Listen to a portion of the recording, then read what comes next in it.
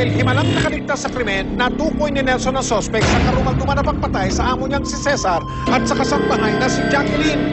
Walang ibang kundi ang dating tauhan ni Cesar na si Ronnie Gabion. Manakip kaya siya ng mga operatiba? Tol, papo kasi sir. Pati si misis ko eh. Paano yun? Baka mamaya tanggalin niya ako.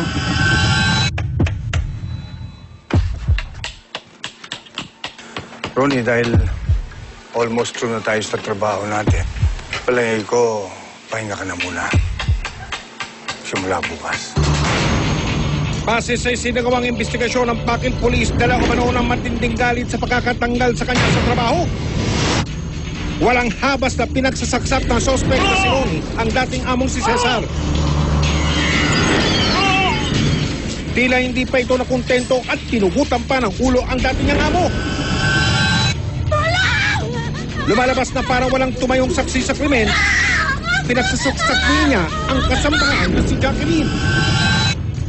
At pinalakol pa sa ulo ang tauwang si Nelson na bukod tanging nakaligtas sa pagkakasang.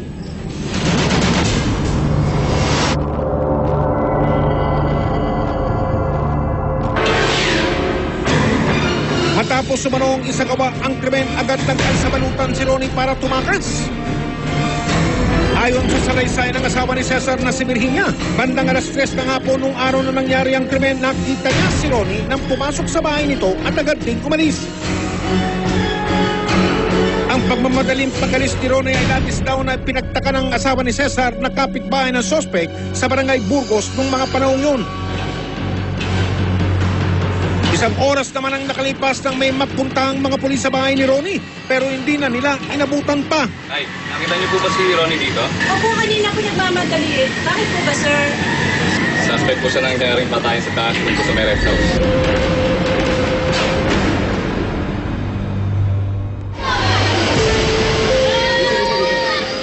Ikalabing-isa ng Setyembre taong 2013, halos 8 buwan matapos mangyari ang krimen, inilabas na ang mandamiento de arresto o warrant of arrest laban kay Ronnie Gabion sa kasong pagpatay o murder.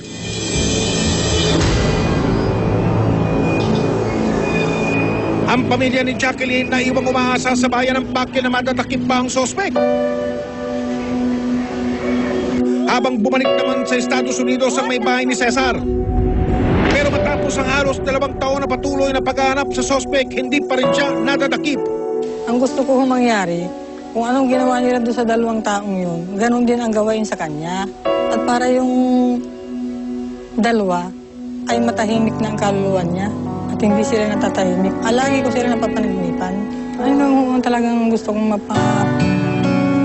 yun ang minimiti-himiti ko, mahuli. Simula, hindi ko pa nakikita yung taong yun. Ay gusto kong makita at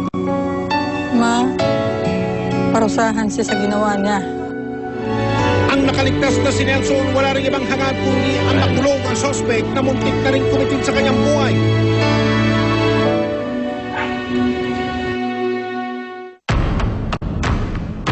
Sa ngayon, patuloy pa rin naghahanap ang pulisya sa nagtatagong sospek na si Ronnie Gabion. Kung sino man ang may impormasyon na makapagtuturo sa kanyang kinaroroonan, maaaring ipagbigay alam sa investigador o sa himpilan ng pulisya ng Pakil. Mga kapuso, hanggat may inaabuso o inaapi, hindi kami titigil sa pag-aksyon. Dahil ang mga abusado at mga manloloko, hindi namin tatantanan. Hanggang sa susunod na Sabado, ako po si Mike Enriquez at ito ang nag-iisang investigador.